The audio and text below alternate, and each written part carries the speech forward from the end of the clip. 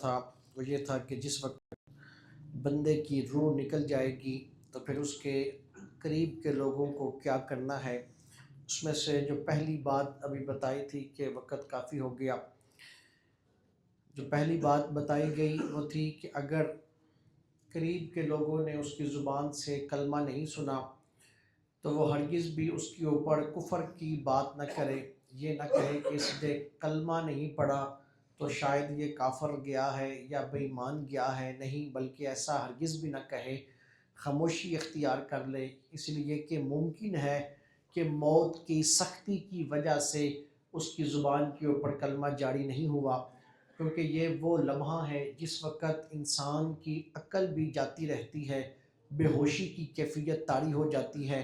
اور یہ بھی ہو سکتا ہے کہ اس نے کلمہ پڑھا ہو لیکن سننے والے کو سمجھ میں نہ آیا ہو،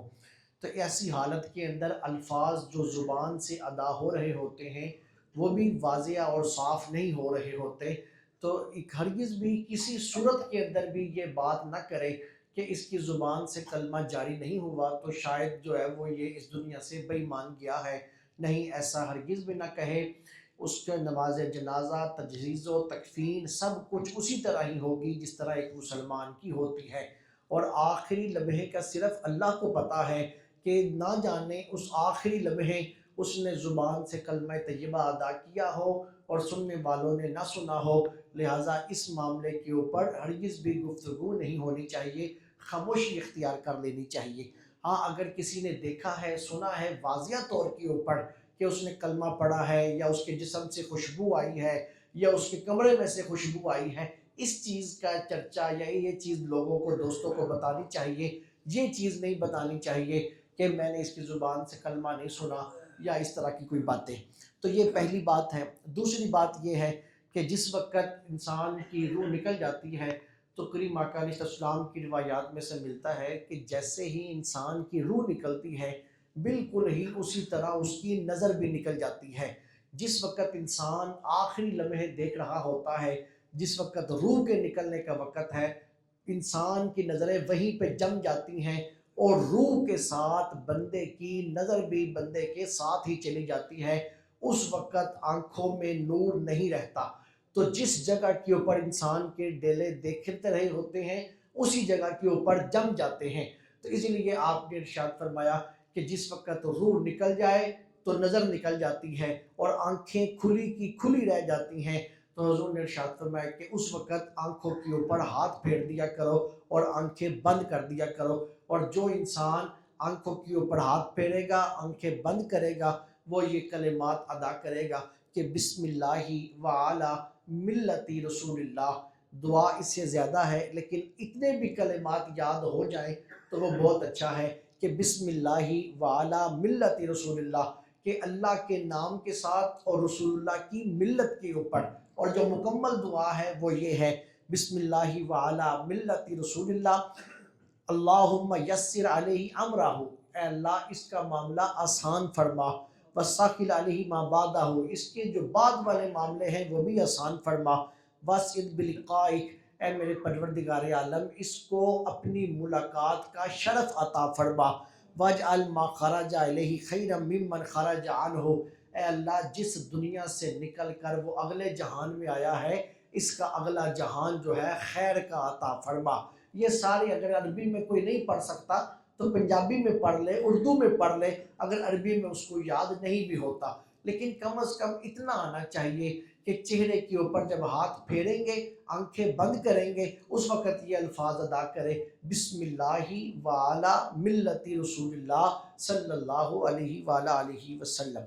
اس کے بعد پھر یہ کرنے کے بعد فرمایا کہ جس وقت انسان کی روح نکلتی ہے، یہ اس کا جو جبڑا ہے، اس کا جو منہ ہے، اس کے اندر جو ہے وہ چونکہ طاقت ختم ہو جاتی ہے، جان نکل جاتی ہے، تو دونوں جبڑوں کے درمیان میں خلا آ جاتا ہے جس سے منہ کھلا رہ جاتا ہے۔ اس منہ کو کھلا رکھنے سے منع کیا گیا کہ منہ کھلا نہیں رہنا چاہیے کہ پانی کی قطرات نہ اندر جائیں، کوئی مکھی مچھر کوئی کیڑا اندر نہ جائے، اس لیے یہ حکم دیا گیا کہ پٹی کے ساتھ جو ہے وہ جبڑے کو باندھ دیا جائے گا، یعنی کہ پٹی باندھی جائے گی جو پورے چہرے کے گرد جو ہے وہ گھوم جائے گی تاکہ منہ لب جو ہیں دونوں آپس کے اندر ساتھ مل جائیں، منہ کھلا نہ رہے، منہ کھلا ہوگا تو اس کے اندر پانی جا سکتا ہے، مکھی کچھ بھی جا سکتا ہے، اور اس سے منع کیا گیا ہے کہ میت کے منہ کے اندر اس وقت ایسی کوئی شے بھی نہ جائے۔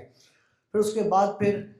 کیا کیا جائے گا، وہ ہاتھ پاؤں کی انگلیاں سیدھی کر دی جائیں گی، بازو سیدھے کر دیے جائیں گے، بالکل اگر ایسے بازو ہیں تو بالکل ساتھ کر دی جائے گا، جسم کے ساتھ جو ہے وہ ملا دیا جائے گا۔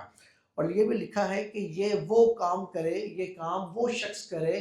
کہ جس کا بہت قریبی رشتہ ہے، باپ ہے تو بیٹا کرے، اگر بیٹا ہے تو باپ کرے، بھائی ہے تو بھائی کرے، اس لیے کہ وہ کرے کہ جس کے دل کے اندر اس کے بارے میں نرمی کے جذبات ہوں، تاکہ وہ جتنا گہرا رشتہ ہوگا اتنی نرمی کے ساتھ کرے گا۔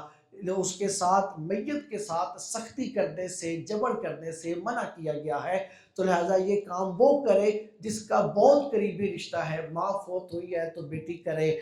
اسی طرح کر کے بیٹی ہے تو ماں کرے، جتنا قریبی رشتہ ہوگا اتنا وہ نرمی کے ساتھ یہ بازو وغیرہ سیدھا کر سکے گا، انگلیاں سیدھی کرے گا، جو ہے وہ ٹانگ اگر ٹیڑھی ہے تو اس کو وہ سیدھا کرے گا، تو یہ بالکل اسی تو میت کو جو ہے وہ بالکل جو ہے سیدھا کر دیا جائے گا۔ اسی طرح بالکل سارے بدن کو کپڑے سے چھپا دیا جائے گا، بدن کا کوئی بھی حصہ ایسا نہ ہو کہ جہاں سے میت نظر آ رہی ہو، سارے بدن کو چھپا دیا جائے گا۔ بدن کو چھپا کے اس کے بعد جو ہے وہ قرآن کریم کی اگر کوئی تلاوت کرنا چاہے تو وہ قرآن کریم کی تلاوت کر سکتا ہے۔ یہاں پر ایک بات آتی ہے کہ ابھی میت کو غسل نہیں دیا تو کیا اس کے قریب قرآن پڑھ سکتے ہیں؟ جو کہتے ہیں کہ قرآن نہیں پڑھ سکتے وہ یہ کہتے ہیں چونکہ میت ناپاک ہے، ابھی غسل نہیں دیا گیا تو لہٰذا ابھی قرآن نہیں پڑھنا، جب کہ کریم آقا علیہ السلام نے یہ ارشاد فرمایا کہ مسلمان کا جسم وہ زندہ ہو تب یا وہ مردہ ہو جائے تب، دونوں صورتوں کے اندر مسلمان کا جسم جو ہے وہ پاک ہے، وہ ناپاک نہیں ہے۔ غیر مسلم کا جسم ناپاک ہے، مسلمان کا جسم جو ہے وہ پاک ہے، اس کے اوپر جو نجاست لگتی ہے وہ ظاہری ہے، جب نجاست دور ہو جاتی ہے تو جسم جو ہے وہ صاف ہو جاتا ہے، ورنہ جو اندر جو ہے سرایت جو چیز کی ہے وہ پاکی ہے، نجاست اندر سرایت نہیں کی گئی۔ کافر کا جسم جو ہے وہ نجس ہے، غیر مسلم کا جسم نجس ہے، تو لہٰذا اگر کوئی قرآن کریم پڑھنا چاہے تو وہ اس کی اچھی طرح کپڑا لپیٹ دے، اور کپڑا لپیٹنے کے بعد وہ قرآن کریم کی تلاوت کر لے۔ یہ بات ضرور ہے کہ اگر میت کے جسم کے اوپر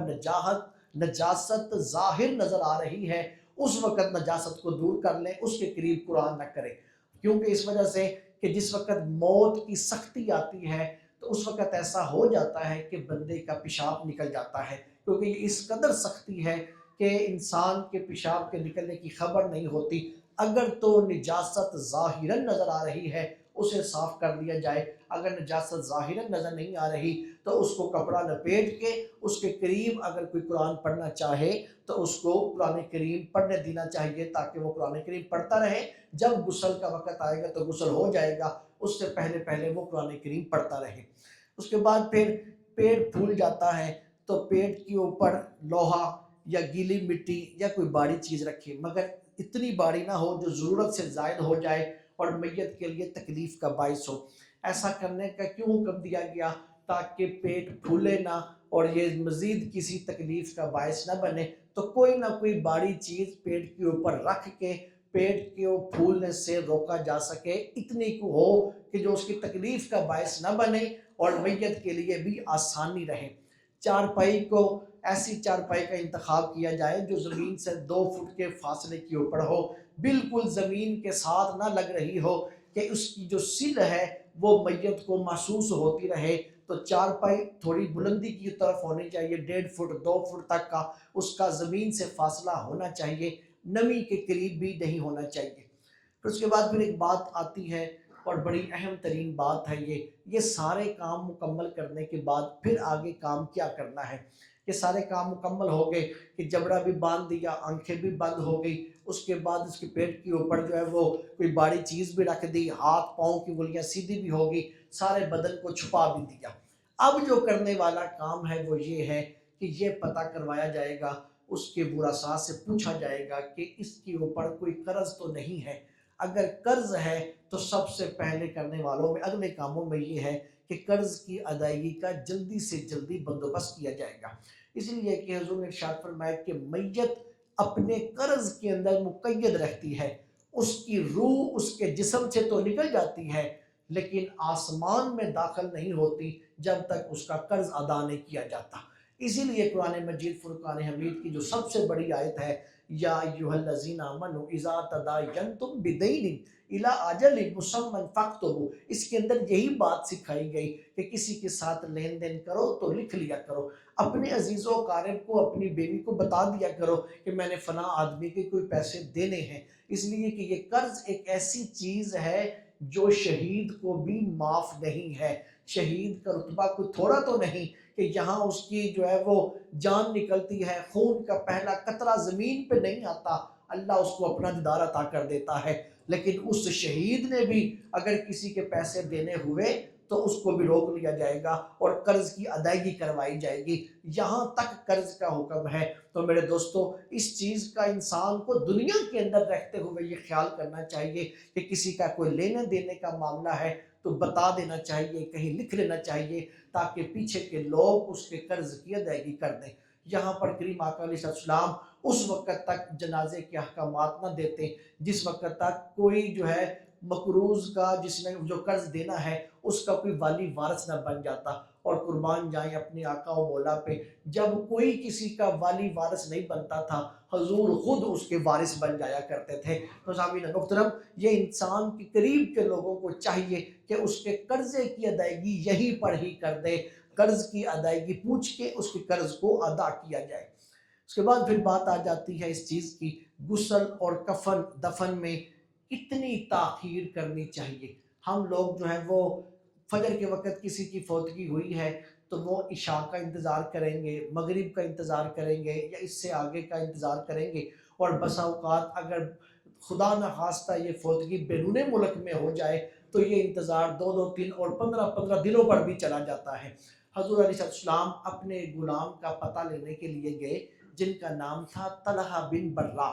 حضور نے ان کی عیادت کی۔ جب حضور نے ان کی عیادت کی تو آپ باہر تشریف لائے تو آپ نے اپنے دوستوں سے کہا، صحابہ سے کہا کہ مجھے اس کا چہرہ بتا رہا ہے کہ جیسے اس کی موت کے لمحات قریب ہیں۔ حضور نے ارشاد فرمایا کہ جس وقت اس کے اوپر یہ معاملہ آ جائے تو مجھے بتانا، میں آ کے جنازہ پڑھوں گا۔ تو آپ نے فرمایا کہ اس کے جنازے کے اندر تاخیر نہ کرنا، اس لیے کہ مسلمان کے لیے یہ جائز نہیں ہے کہ اس کے جنازے کو تاخیر کی جائے، اس کو دیر کی جائے، اور یہ الفاظ ہے حدیث پاک کے کہ مسلمان کے لیے یہ جائز نہیں کہ جسم میت کا اس کے گھر والوں کے درمیان زیادہ دیر تک رہے، یہ مناسب نہیں ہے۔ تو لہٰذا تیزی کے ساتھ جو ہے وہ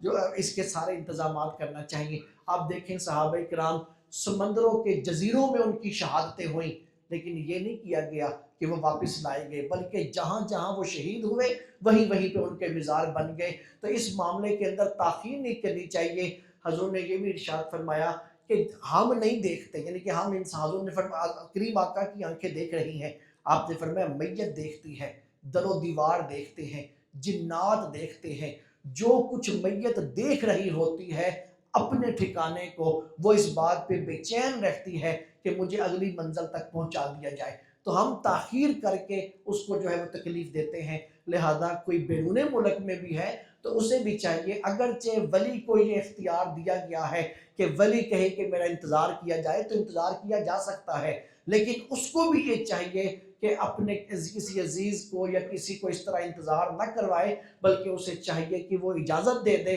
کیونکہ بعد میں پھر دعا ہے، اصالِ ثواب ہے، وہی کیا جائے گا، لیکن اس چیز کی اجازت دے دے تاکہ میت زیادہ دیر تکلیف میں نہ رہے اور کریم آقا علیہ السلام کی حدیث پاک کے اوپر بھی عمل ہو۔ اس کے بعد پھر پڑوسیوں کو، دوستوں کو دعوت دے، جتنا زیادہ جنازہ ہو جائے اتنا کرنا چاہیے۔ کم از کم حضور نے جو روایات کے اندر بات ملتی ہے، جس کے جنازے کے اندر 40 بندے بھی شریک ہو گئے، اللہ تعالیٰ اس بندے کی بخشش فرما دے گا۔ تو ہمسایوں میں، پڑوسیوں میں اطلاع کرنی چاہیے، لیکن اطلاع اس لیے نہیں کرنی چاہیے کہ بہت بڑا نام بنے گا، پتہ لگے گا کہ بڑا کوئی جنسن ہے، وہ اپنی نمود و نمائش کے لیے نہیں بلکہ میت کے لیے، کہ جتنے لوگ آ جائیں گے جنازے کے اندر، جتنے دعا کے لیے ہاتھ اٹھیں گے، جتنے اس کی بارگاہ میں، اللہ کی بارگاہ میں اس کے لیے خیر کے کلمات کہیں گے، میت کے لیے بخشش کا، کیونکہ بندوں کی گمان کے مطابق اللہ فیصلہ کر دیتا ہے۔ جس طرح بندے زبانوں سے کلمات ادا کرتے ہیں،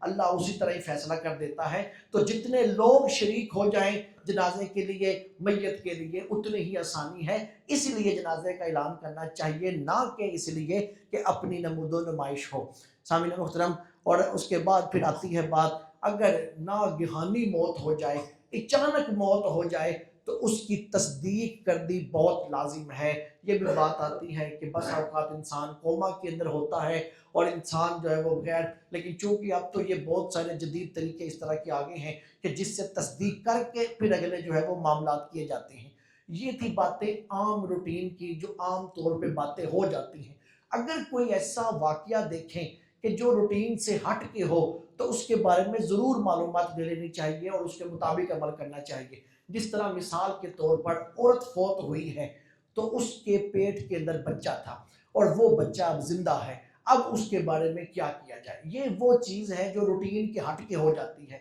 کہ اب عورت ہے، اس کے پیٹ میں بچہ ہے، عورت فوت ہو گئی ہے لیکن بچہ زندہ ہے، تو کیا کیا جائے گا؟ سامعین محترم، اب یوں ہی اس عورت کو دفن نہیں کیا جائے گا، بلکہ اس کا آپریٹ کر کے اس کی بائیں طرف سے اس کے بچے کو باہر نکال لیا جائے گا۔ جو جان زندہ ہے اس کو بچا لیا جائے گا، اور جو پہلے ہی اس دنیا سے جا چکی ہے وہ تو جا چکی ہے۔ تو اس طرح کے واقعات ہو جاتے ہیں۔ اگر اس طرح کے واقعات ہو جائیں تو اس کے اندر ضرور اس چیز کی معلومات لی جائے کہ ہماری شریعت مطہرہ ہمیں کیا کہتی ہے اور اس کے مطابق ہی آگے بڑھنا چاہیے۔ یہ تھے وہ باتیں جو روح نکل جائے اس کے بعد کی جاتی ہیں۔ اس کے بعد آ جاتی ہے بات میت کو غسل دینے کی، جس کو اب ویسے کوشش میں کر رہا ہوں لیکن ابھی پوری طرح کامیابی نہیں ہو رہی۔ میرا ارادہ یہی ہے کہ یہاں پر سامنے جو ہے پروجیکٹر لگا کر کچھ باتیں جو میت کے غسل کی اور کفن کی چیزیں دکھانے والی ہیں، وہ آپ کو یہاں سامنے جو ہے پروجیکٹر پہ دکھا دی جائے۔ تو آگے جو ہے اگلا جو سبق میں آئیں گے وہ میت کو غسل دینے اور کفن پہنانے کے بارے میں آئیں گے۔ اللہ ہمیں سمجھنے کی عمل کی توفیق عطا فرمائے۔